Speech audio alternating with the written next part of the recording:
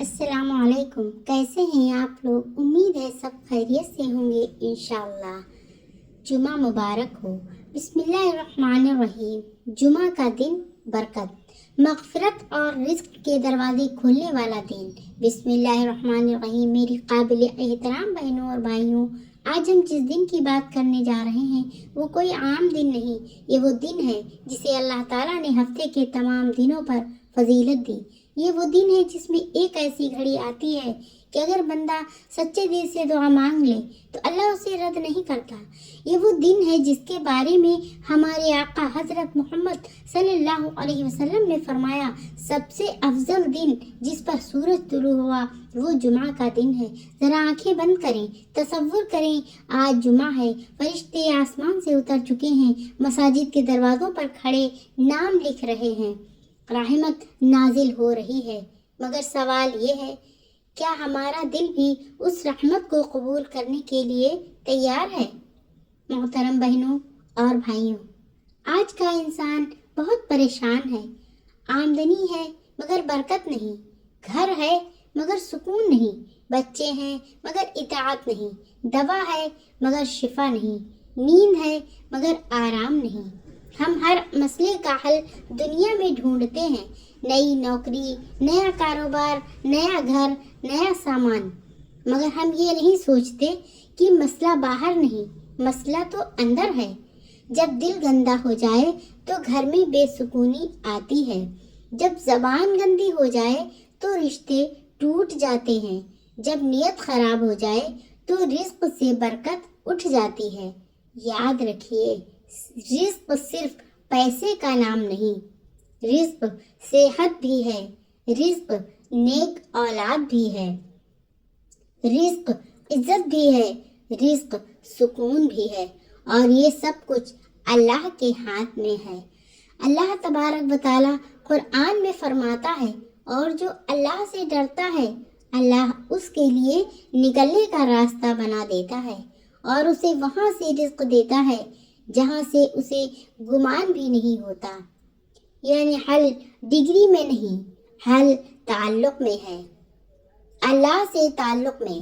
جمعہ کا دن ہمیں یہی موقع دیتا ہے کہ ہم اپنے آپ کو درست کریں۔ جمعہ کے دن 5 چیزوں کی صفائی۔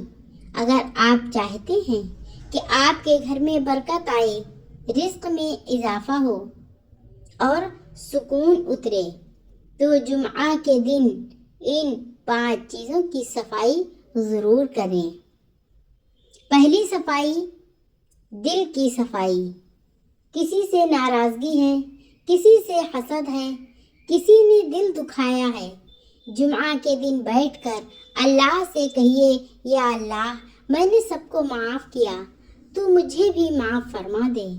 حدیث شریف میں آتا ہے کہ 100 موار اور جمعرات کو اعمال پیش ہوتے ہیں، اور اللہ تعالیٰ فرماتا ہے کہ ان 2 لوگوں کو چھوڑ دو جو آپس میں ناراض ہیں جب تک کہ وہ صلح نہ کر لیں۔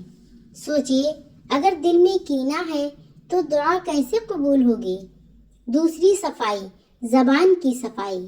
جمعہ کے دن اپنی زبان کو قابو میں رکھیں، غیبت نہ کریں، جھوٹ نہ بولیں، شکایت کم کریں۔